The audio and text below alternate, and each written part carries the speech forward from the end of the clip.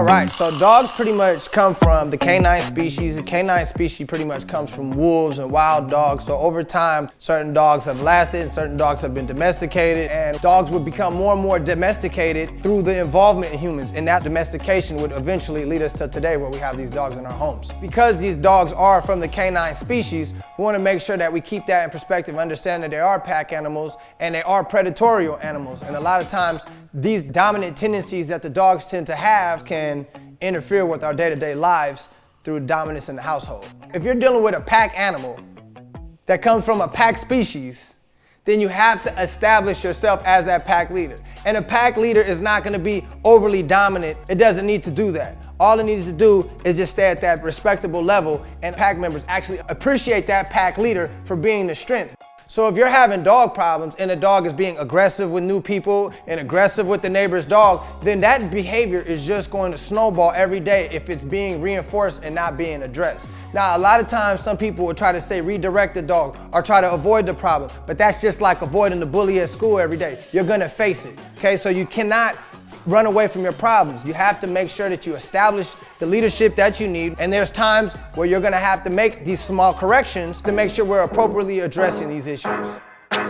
So a dog that is being aggressive a lot of times comes from insecurity, and a lot of times that dog is looking for that pack leader to be the security so they don't feel it necessary to become aggressive as well.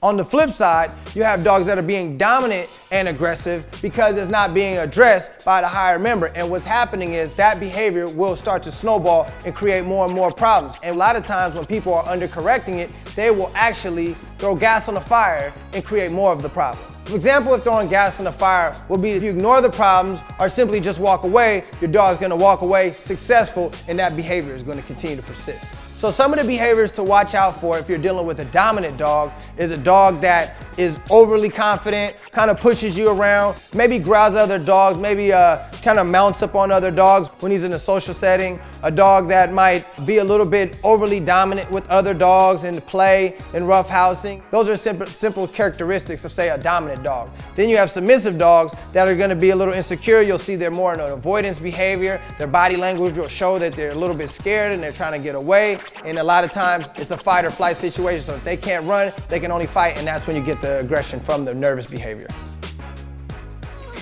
So the Cali K9 system works like this. We tap into the dog's dopamine. We want to get the dog excited. We want the dog to have fun with the process. So we start off with lots of rewards. The rewards consist of three things. We have food, we have praise, and we have toys. Basically, we have our food motivation, which can vary in different levels. So you get everything from the dog's kibble all the way up to a very high value piece of meat.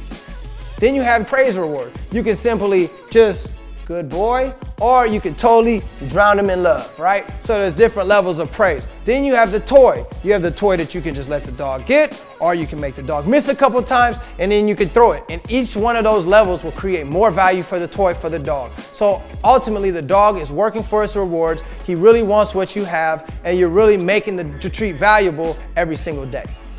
We're going to reinforce the behaviors that we like, and we're going to lure the dog with these different rewards and reward them through sustainment reward as well as release reward. So what that means is when the dog does something, we're going to reward it. And then we're going to tell him there's a termination reward, which allows him to finish the exercise. So a lot of times I see dogs, they'll start the behavior and someone might lure them, but then the dog releases themselves. And the dog pretty much dictates when the exercise is done. So we like to start the behavior as well as conclude the behavior.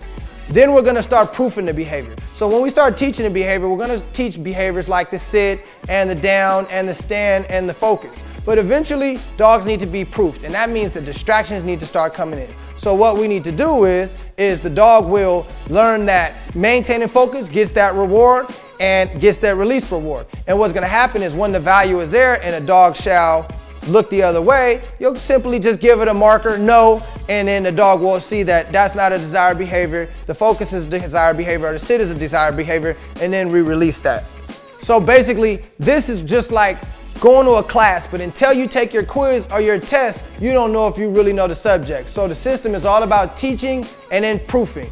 Now, then you have securing, and securing is going to be the life of the dog, maintaining these sessions. Keep doing your 15 minutes a day and keeping that consistency and making sure that you never fall off as a pack leader so your dog doesn't fall off with his behavior. This keeps a great communication system between you two and it makes sure the harmony is perfect between you and your dog. All right, so the importance of 15 minutes a day is that we're keeping that consistency there, and that's what the securing phase is all about. Setting boundaries is actually going to get your dog to love you more. They need that structure. They need that stimulation.